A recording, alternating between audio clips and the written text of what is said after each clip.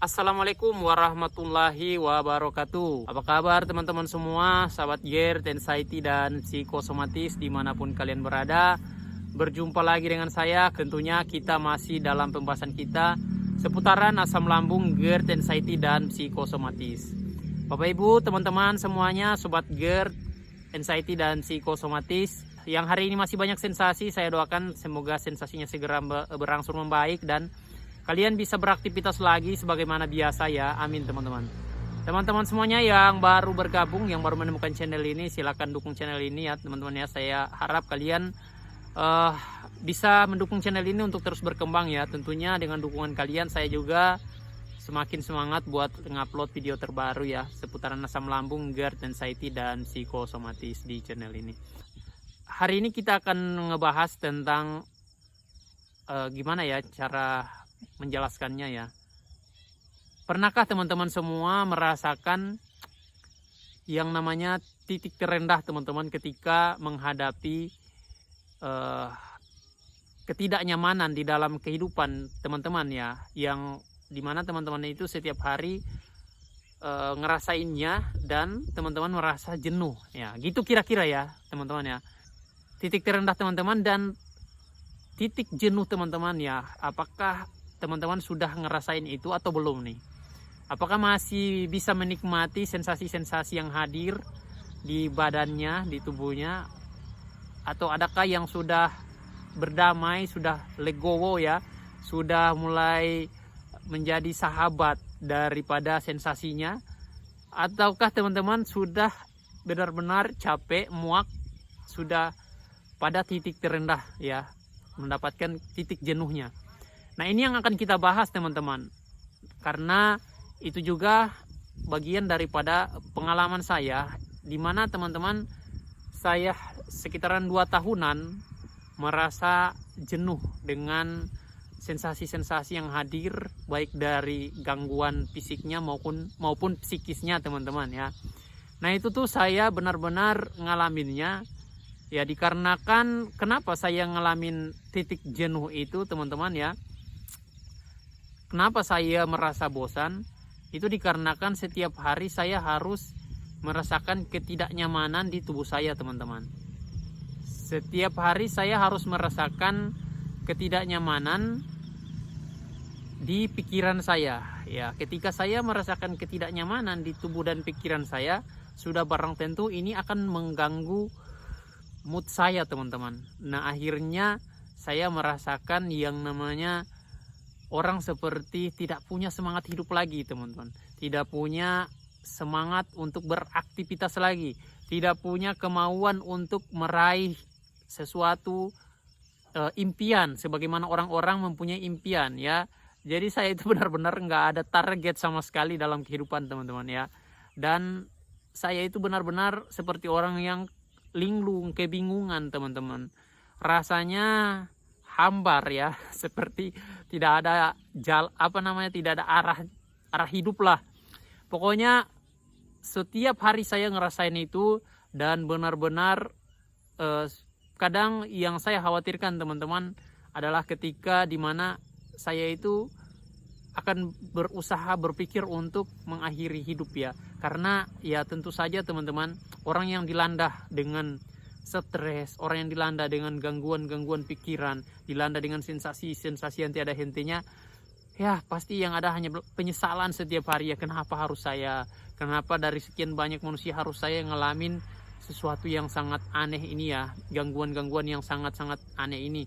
Nah, kenapa harus saya teman-teman?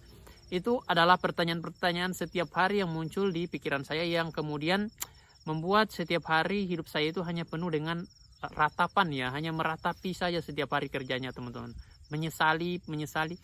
Dan ya teman-teman, itu tidak berlangsung sebentar ya, itu cukup lama ya, sekitaran 2 tahunan teman-teman saya berada di titik jenuh dan titik terendah itu. Nah, itu teman-teman, jadi saya yakin kalian juga pasti ngalamin itu ya. Kalian silakan tulis di kolom komentar kalau kalian juga pernah ngalamin dimana kalian itu rasanya seperti yang saya jelaskan tadi dan apa yang kalian lakukan teman-teman. Semoga teman-teman kita juga yang hari ini masih atau saat ini sedang berada di titik itu bisa membaca komentar kalian dan juga bisa memotivasi mereka untuk bagaimana mereka bisa bangkit lagi, bisa mendapatkan semangat hidup kembali teman-teman. Setidaknya kalian sudah menyelamatkan, membantu orang yang kehilangan semangat hidup, dan itu insya Allah bisa menjadi pahala jariah buat kalian teman-teman semuanya. Sepengalaman saya, bagaimana caranya untuk bisa kalian itu bangkit lagi, kalian itu bisa mendapatkan semangat hidup kembali, bisa melawan semua kebingungan, kebosanan ya yang terjadi ya, rasa capek. Itu bagaimana cara mengatasinya biar semuanya itu bisa normal kembali. Dan ini sepengalaman saya teman-teman ya. Tentunya bukanlah suatu upaya yang begitu instan yang saya lakukan sehingganya saya bisa seperti sedia kala teman-teman ya. Bisa artinya walaupun belum 100% seperti sehat dulu teman-teman sebelum saya terkena gangguan ini, paling tidak sudah sekitar 80-90% teman-teman. Bagaimana cara saya bisa merubah mindset saya, bagaimana menimbulkan semangat saya, bagaimana saya bisa memulai aktivitas saya, dan bahkan sampai hari ini saya bisa bekerja seperti sedia kala teman-teman ya. Dan jujur saja teman-teman, kondisi fisik saya tidak seprima dulu ya, tidak sekuat dulu ya. Dulu saya bisa jamin teman-teman ya, saya punya kekuatan daya tahan tubuh yang sangat baik. Tapi sekarang itu ya kalau dipresentasikan mungkin di angka 80% lah teman-teman dari 100% ya. Ya ini saya rasakan teman-teman ya. Saya bisa bekerja dengan aman ya, bisa beraktivitas dengan aman, makan dengan aman, nyaman. Tapi teman-teman, saya sudah tidak punya yang namanya itu energi stamina saya ya, seperti stamina dulu sebelum saya kena asam lambung, GERD, anxiety, dan psikosomatis. Ya kalau saya olahraga ya, saya masih pilih-pilih lah olahraga untuk yang namanya menguras energi yang terlalu banyak itu saya sudah jarang ya. Bukan tidak, saya jarang teman-teman. Tapi misalnya kalau main takraw ya, itu saya masih teman-teman. Kadang main volleyball ya, saya juga masih. Tapi seperti olahraga ya, main sepak bola itu teman-teman ya, saya kadang jarang ya. Bukan tidak lagi, tapi jarang, sudah jarang ya. Ya, dan kalaupun saya main teman-teman, mungkin babak keduanya saya harus diganti ya, karena energi saya sudah tidak seperti dulu lagi teman-teman, seperti daya tahan tubuh saya ya sebelum kena gangguan ini. Nah itu jujur saja teman-teman, saya berada di titik itu sekarang ya, dan alhamdulillah teman-teman ya, kalau hanya untuk bekerja pekerjaan saya keseharian saya itu sama sekali nggak ada masalah ya, sama sekali nggak ada masalah teman-teman. Nah, bagaimana caranya untuk bisa mendapatkan itu kembali teman-teman? Tentunya bukanlah sesuatu yang terlihat instan teman-teman ya. Kalian tentunya mulai dengan pembiasaan ya. Kenapa harus dimulai dengan pembiasaan? Karena teman-teman, sekian lama kita merasakan gangguan-gangguan atau ketidaknyamanan ini teman-teman di tubuh kita, yang setiap hari membuat energi kita itu terkuras habis. Ya, ditambah lagi dengan yang saya bilang di video-video saya sebelumnya teman-teman, kalau nutrisi itu sangat menunjang mood kita, semangat kita, energi kita untuk bagaimana kita bisa berpikir positif dan memulai sesuatu dengan kegiatan yang akan kita lakukan teman-teman, yang sekiranya bisa membuat kita happy teman-teman. Tapi ketika kita mengalami gangguan dan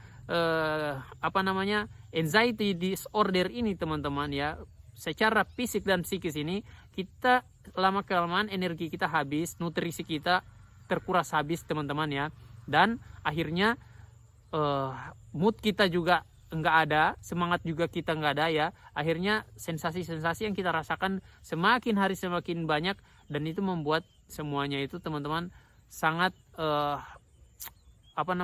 terkuras habis, dan kita butuh bagaimana kita bisa mengumpulkannya kembali dari tahap bertahap teman-teman ya. Jadi mulai dengan melakukan pembiasaan. Pembiasaan yang harus kita lakukan yang pertama adalah bagaimana kita membiasakan diri kita untuk selalu tercukupi nutrisi kita ya. Jadi jangan dengan semangat doang teman-teman, tapi nggak ada nutrisi dalam tubuh. Karena percuma ketika kita hanya membangun semangat di diri kita, tapi kita makannya teman-teman itu sama sekali tidak bisa menunjang nutrisi atau kebutuhan tubuh kita. Karena itu akan mempengaruhi mood kita, semangat kita, dan juga bagaimana pikiran kita untuk terus berpikir positif teman-teman. Sorry, ini sudah kena matahari ya saya ya. Yang berikut teman-teman, kalian harus berusaha untuk memaksakan diri melakukan kegiatan.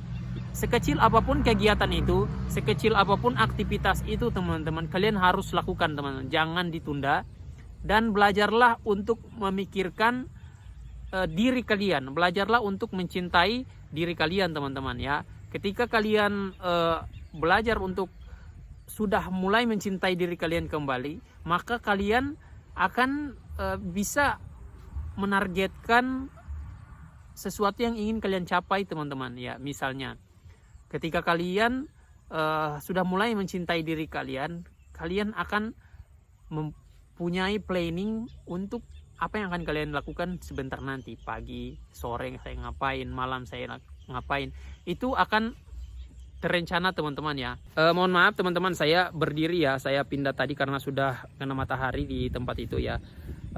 Teman-teman semuanya, bagaimana caranya untuk bisa membangkitkan semangat kembali ketika kalian itu berada dalam fase itu teman-teman, di mana kalian lagi titik jenuh, berada pada titik jenuh tadi ya, titik terendah kalian ya. Kalau sepengalaman saya teman-teman, saya harus melakukan pembiasaan ya. Pembiasaan di sini maksud saya wajib sekali saya memulai sesuatu aktivitas-aktivitas. Sekecil apapun aktivitas itu teman-teman, kita lakukan di rumah, mau di halaman, aktivitas apapun yang kita lakukan yang sekiranya itu membuat kita happy ya, membuat kita senang ya, kita lakukan teman-teman. Tapi pertanyaannya, bagaimana saya melakukan itu di saat saya lagi nggak ada moodnya ya teman-teman ya. Nah di sini teman-teman, peran mood itu sangat penting bagi kita untuk memulai sesuatu ya. Apalagi kita yang terkena asam lambung, GERD, anxiety, dan psikosomatis ini, rata-rata kita itu moodnya sangat-sangat nggak bagus ya, moodnya itu jelek teman-teman. Nah ini kalian bisa upayakan dengan makanan teman-teman. Makanan itu sangat berpengaruh kepada mood kalian ya. Ketika kalian makan makanan yang nutrisinya rendah atau yang itu saja teman-teman, membuat mood kalian itu semakin berantakan ya. Kalian perbaiki pola makannya ya, makannya itu dijaga teman-teman. Belajarlah untuk bagaimana mencintai diri kalian ya. Mulai kalau kalian sudah menanamkan rasa cinta ke diri kalian, walaupun kalian lagi dalam keadaan sakit, kalian akan berusaha untuk memberikan yang terbaik untuk diri kalian teman-teman ya. Makanlah teman-teman dengan nutrisi yang baik, terpenuhi, atau kalian bisa dengan mendouble porsi makanan kalian ya. Dalam artian kalau hari ini kalian makan 2 kali sehari ya, kalian makan 4 kali sehari lah ya. Tentunya dengan ukuran yang terbatas ya, dengan ukuran porsi bagaimana yang biasa masuklah di lambung kalian. Kalau masalah jumlah kan kita nggak tahu nih, itu tergantung berat badan kalian juga ya, orang beda-beda lah. Dan wajib sekali kalian memperbaiki nutrisi kalian teman-teman ya, mulai dari daging, protein ya, tadi proteinnya, seratnya kalian penuhi teman-teman ya, yang cocok aman di kalian aja teman-teman. Nah ketika makanan kalian ini sudah baik ya, pasti mood kalian akan baik teman-teman. Saya yakin mood kalian juga akan baik, dan otomatis kalian akan mempunyai planning, rencana teman-teman, karena kalian sudah mulai belajar menyayangi diri kalian. Nah rencana itu akan kalian lakukan. Nah kalau saya besok misalnya pagi ini saya mau jalan sekitaran 50 meter, saya harus jalan 50 meter ya. Besoknya lagi saya punya planning nih, saya harus jalan sekitar 100 meter ya gitu teman-teman ya. Sorenya saya mau ngelakuin ini, atau ibu-ibu saya mau gini, mau bersih ini, mau rawat bunga, mau apa ya, silakanlah. Lakukanlah aktivitas yang kalian lakukan teman-teman, yang ingin kalian lakukan ya. Sekiranya itu menjadi kegiatan yang dulu kalian lakukan yang membuat kalian happy teman-teman. Walaupun nggak semaksimal dulu ya upayanya, tapi paling tidak kalian sudah punya planning, dan dari situ kalian akan melakukan pembiasaan teman-teman.